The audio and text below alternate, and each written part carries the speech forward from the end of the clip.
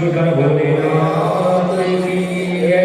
नमः पार्वती पते हर हर महादेव हर। महाकाल महाराज की जय। आज के तीसरे दिवस की कथा में प्रवेश करने से पहले स्थापित देवता आवाज देवताओं को प्रणाम, कोटि कोटि प्रणाम। बाबा महाकाल के चरणों में कोटि स्पंदन। और जो श्रोता कथा सुनने आए व्यासपीठ के माध्यम से सबको प्रणाम। जो भी श्रोता यहाँ पर बैठकर कथा श्रवण कर रहे हैं उन सभी को व्यासपीठ के माध्यम से प्रणाम। कल की कथा कहाँ पर चल रही थी? आप लोगों से विनय है, सुनो, जितने बैठे बाहर सब अंदर आके बैठो, सब अंदर आके बैठो, सभी लोग अंदर आ जाओ। कथा मंदिर में कथा हो रही, तुम मंदिर से बाहर बैठे का मतलब नहीं निकल रहे, सब अंदर आ जाओ, कोई नहीं बैठे वहां पे। क्योंकि जब तक वक्ता की दृष्टि नहीं पड़े तुम कुछ भी करो कौन देखेगा, इसीलिए सामने बैठो मेरे।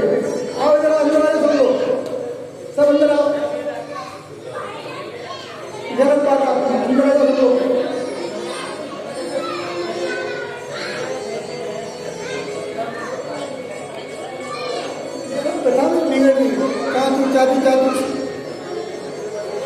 बोल शंकर भगवान की नमः पार्वती पते हर हर महादेव भोलेनाथ की जय। देखो एक बात कह देता हूँ कि शंकर भगवान की कथा में सुनने के लिए कौन कौन लोग आते हैं? देवता भी आते हैं, ऋषि मुनि भी आते हैं, पर जो उत्पात करे ना उनके तोप के जगह पटकने वाले भूत प्रेत भी आते हैं। तो ऐसा नहीं हो कि कहीं तुम उनके पिल्ले पीछे पड़ जाए आपके, इसीलिए अंदर आ जाओ। पांडाल में रहोगे तो सुरक्षित रहोगे, बाहर रहोगे तो सुरक्षित नहीं रहोगे, इसीलिए कथा सुनने के लिए अंदर आओ। क्योंकि ये जगह जो बाहर की है ना, किनकी है? बेचारे भूत प्रेत अंदर नहीं आ सकते, इसलिए वो बैठते हैं बाहर। आप अंदर आओ, ये भूत प्रेतों के बैठने की जगह, वहां नहीं बैठना चाहिए किसी को भी, क्योंकि आप वहां बैठ जाओ वो कहाँ बैठेंगे बेचारे? कि अंदर तो आ नहीं सकते, देवता बैठते हैं ना, ऋषि बैठते हैं, तो वो बेचारे बाहर बैठकर सुनते हैं। और बाबा की कथा तो उन्हीं की कथा है। अब शांति, बिल्कुल अपने हाथ पैर से काम करो, मुंह को बंद रखो। कल कथा कहाँ तक चली थी अपनी? अब कई मालूम कहाँ थी कथा, क्योंकि हम तो मस्ती करवाने नहीं, ये बात करवानी। कल कथा से कथा को जोड़ना चाहिए। कल हम वहां तक आया था, जैसे कि यात्रा करते हैं ना, तो हमने कहाँ विश्राम लिया, कौन से नगर में, कौन से गांव में, ये हमें याद होना चाहिए। पर कल जिसने कुछ अशब्द कह दिए, गलत बात कह दी, वो हमें आज भी याद है, पर कल कथा क्या कही थी वो याद नहीं रहा। इसीलिए मन से कथा सुनो, भगवानी कथा, शंकर के दर्शन, मनन, नमन, पूजा और कथा, ये बड़े भाग्य से ही मिलती है, बड़े भाग्य से ही मिलती है। और जो एक बार कथा सुन लेता है ना, उसको फिर यम के दूत लेने नहीं आते। क्यों? किसी की कथा सुन ली, काशी खंड में कथा आएगी, मैं अभी सुना देता हूँ कि काशी में जो मरता है ना, उनको भगवान शंकर स्वयं तारक मंत्र देते हैं मुर्दे के कान में। तो मैया पार्वती ने पूछा कि मैं कैसे मालूं कि आपने इस मुर्दे के कान में गुरु मंत्र दे दिया? तो भगवान बोले कि जिसके कान में गुरु मंत्र देता हूँ ना, उसका कान मैं बंद कर देता हूँ। मेरा हाथ यहाँ तक नहीं पहुँचे क्योंकि टूट गया है ना, कुछ गलती मेरे से भी हुई होगा, इसीलिए तो कान बंद कर देता हूँ कि अब दूसरी बात नहीं सुनेगा। तो आप लोगों से मेरी ये विनय है कि जब कथा सुन ली तो फिर ये फालतू घर घर कथा क्यों सुने?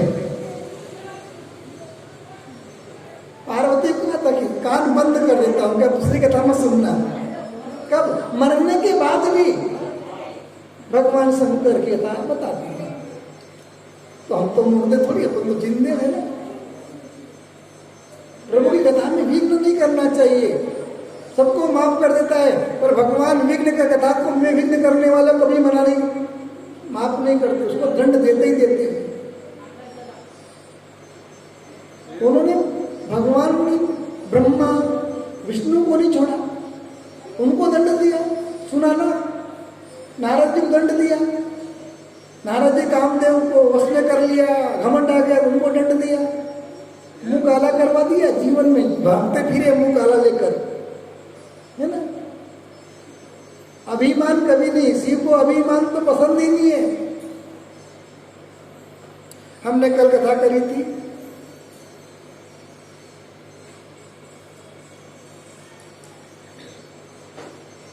दक्ष प्रजापति के घर में 60 कन्याएं हुई, उसमें से 13 कन्याएं धर्म को दी,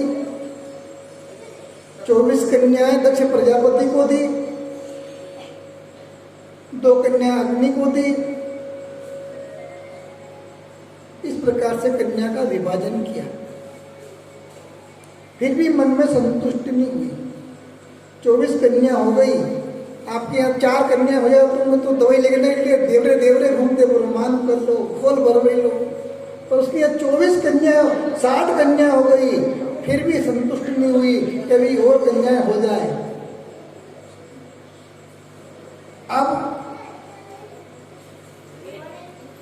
सती चरित्र हमने समाप्त कर दिया था कल, सती चरित्र समाप्त हो गया था। उनकी अग्नि की एक पत्नी पितरों के पास में थी, पितरों की जो पत्नी थी श्रद्धा देवी, उसकी यहाँ पर 3 कन्याएं उत्पन्न हुई थी।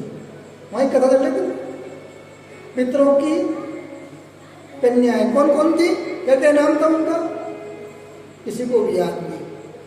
पितरों की कन्या 3 थी।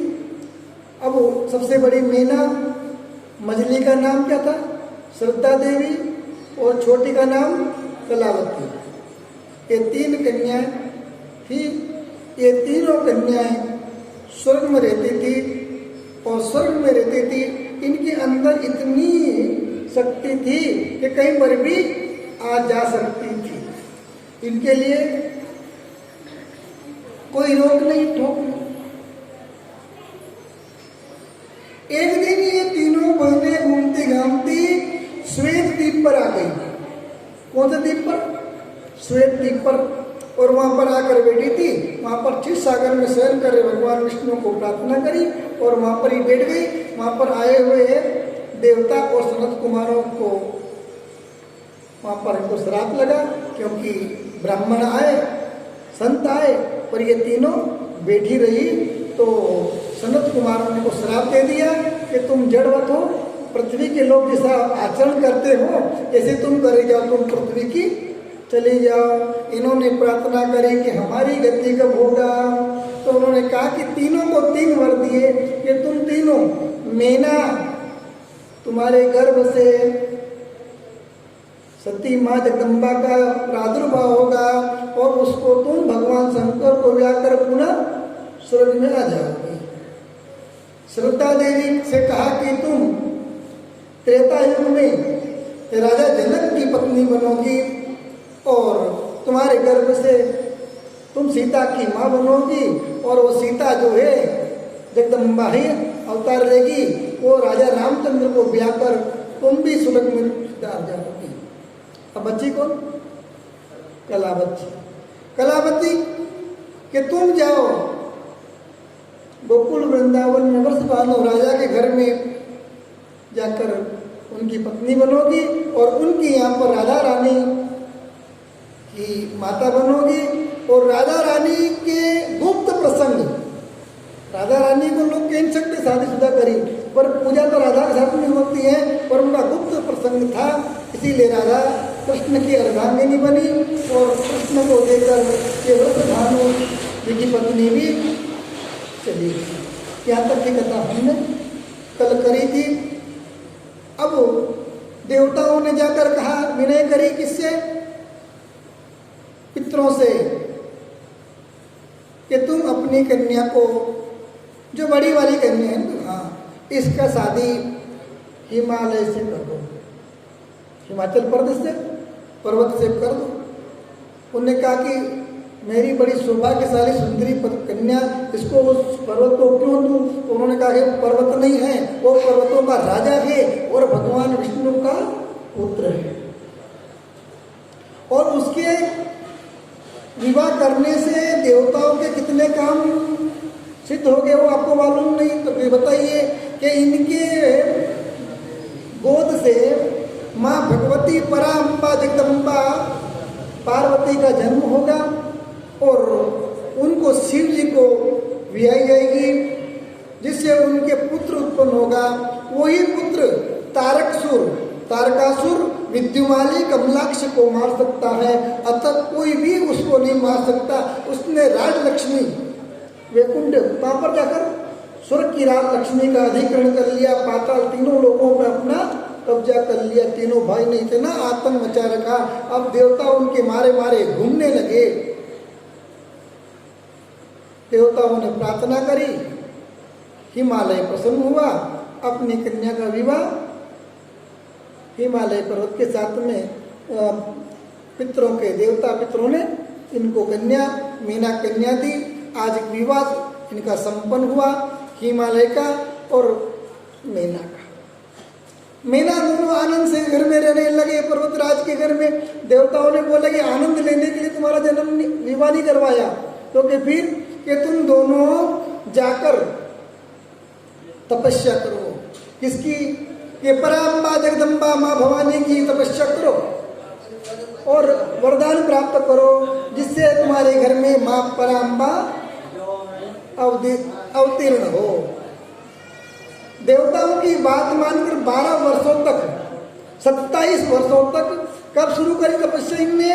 कि चैत्र महीने की शुक्ल पक्ष की त्रयोदशी रविवार से इनने अपनी तपस्या शुरू करी और 27 साल तक दोनों पति पत्नी ने माँ पराम्बा का ध्यान किया, तपस्या करी। कभी भोजन किया, कभी नहीं किया, कभी जल पिया, कभी नहीं पिया। इस प्रकार से व्रत करते हुए दोनों पति पत्नी ने 27 साल पूरे किए और वापस पूर्णाहुति कब करी? कि वही चैत्र शुक्ल पक्ष की अष्टमी के दिन अपने व्रत का उद्यापन किया। उस दिन माँ पराम्बा ने इनको दर्शन दिया और पराम्बा ने कहा कि हे माता, मैं आपसे बहुत प्रसन्न हूँ, आप कोई वर मांगे। किसने कहा? माँ दुर्गा ने प्रकट हुई भुवनेश्वरी माँ और इनसे कहा कि आप मुझसे कुछ वरदान मांगे। तब हिमाचल राजा और मीना पार्वती माँ दोनों दिन होकर बोले, हाथ जोड़कर खड़े हो गए, हे माँ, हम विनय करते कि आप हमारे गर्भ से हमारे घर में पुत्री रूप में प्रकट हो। माँ ने आशीर्वाद दिया, ऐसा ही होगा, परंतु मेरा आशीर्वाद यह है कि तुम्हारे यहाँ पर 100 पुत्र होंगे। कितने पुत्र होंगे? 100 पुत्र। और ज्येष्ठ पुत्र आपका एक लड़का होगा जो बड़ा बलशाली होगा, उसका नाम क्या नाम होगा? मेनाक पर्वत। मेनाक पर्वत सुना आपने? सुंदरकांड में उसका नाम आता है। मेनाक पर्वत पहले जो है ना, पर्वतों के पंख होते थे। ये जो पहाड़ है ना, इनके पंख होते थे, वे कहीं पर भी उड़ के जा सकते थे, उड़ के आ सकते थे। तो ऋषियों ने टेंशन हो गया, घबराए कि कहीं भी बैठ जाए तो कितने लोग मर जाए। तो इन्होंने इंद्र से प्रार्थना करी। इंद्र ने खड़क से इनके सबके पांव जो पर थे वो काट दिए, पर ये जो मेनाक पर्वत था ये भागा और वायु ने सहायता करी और ये समुद्र में जाकर छिप गया। तो इसके पे पंख है अभी भी। ऐसा रामायण में आता है, इन रामायण में नहीं आता। एक रामायण अलग है बड़ी, उसका नाम पीयूष रामायण। और पीयूष रामायण के 12 खंड है। कितने बड़े बड़े? अपनी एक रामायण है ना, इतने इतने बड़े बड़े उसके 12 खंडों में वो एक रामायण इतना बड़ा होता है, उसमें सारी एक एक चौपाई के ऊपर 3-3 दिन लगता है, इतना विवेचन कर रखा उसमें। तो एक मित्र के पास थी तो उन्होंने मेरे को पढ़ाया था, तो वो मैंने सुंदरकांड पढ़ा था, उसमें लिखा था कि पर्वतों के भी पंख थे। और इसीलिए मेनाक पर्वत ने हनुमान जी लंका में जाते हुए वो ऋण चुका रहे थे। कौन सा ऋण? कि तुम्हारे पिता पवन देव ने मेरी सहायता करी थी, कहां पर? समुद्र में छिपने में, इसीलिए मेरा वो थोड़ा सा ऋण मैं आपको, आप मेरे ऊपर स्पर्श कर बैठ जाओ, थोड़ी देर विश्राम कर लो समुद्र, क्योंकि 100 योजन लंबा समुद्र है ना। तब हनुमान जी ने कहा कि राम काज में काम से, मैं तो राम के काज में जा रहा हूँ, विश्राम करने के तो कोई काम ही नहीं। तो ये मेनाक होगा और उसके बाद में 100 पुत्र मेनाक सहित होंगे। उसके बाद में एक कन्या रूप में प्रकट होगा। किसने कहा? मां शक्ति ने कहा। देवताओं ने भी आराधना करी कि मां तुम जल्दी प्रकट हो जाओ, ये दुष्ट राक्षस हमें बहुत परेशान करते हैं। तो मां देवताओं की बात मानी और उन्होंने भी उनको संतुष्ट किया। हिमाचल ने अपनी पत्नी को देवताओं को आज्ञा सुनाई, इन लोगों ने मां की आज्ञा जगदम्बा ने सारी करी। पहला लड़का हुआ जिनका नाम रखा मेनाक पर्वत, और उसके बाद माँ भगवती जगदम्बा ने मुस्कुरा कर कहा तुम्हारी बड़ी धन्य हो तुम, इच्छित वर देती हूँ। अब माँ की इनने पुनः प्रार्थना करी तो उन्होंने इच्छा करी, माता की प्रार्थना करी। सर्वमंगल मांगल्ये शिवे सर्वार्थसाधिके शरण्ये त्र्यंबके गौरी नारायणी नमस्तुते। मेना और हिमाचल ने प्रार्थना करी, माँ ने आशीर्वाद दिया। और माँ किसी गर्भ से प्रकट नहीं होती, कोई भी देवता प्रकट नहीं होते कुंभ से, तो ये स्वयं छोटी सी बच्ची बनकर आशीर्वाद देते हुए मुस्कुरा देती, छोटी सी मूर्ति बनकर, बालिका बनकर माँ के पास में आकर बैठ गई और रोने लगी, जिससे मेना और हिमाचल के घर में बड़ा आनंद हुआ। सभी देवता लोग दर्शन करने के लिए झुंड के झुंड आने लगे। अब देवताओं का तांता लग गया, माँ के दर्शन करने के लिए सभी लोग, देव गंधर्व ऋषि आने लगे। एक दिन नारद जी महाराज भी आ पहुंचे, तो नारद जी महाराज के सामने हाथ पकड़कर लाकर बिठा दी।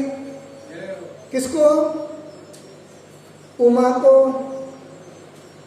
उमा का नामकरण संस्कार हुआ, नाम काली आया, जिससे बड़े खुश हुए परिवार के लोग कि काली नाम बड़ा सुंदर है।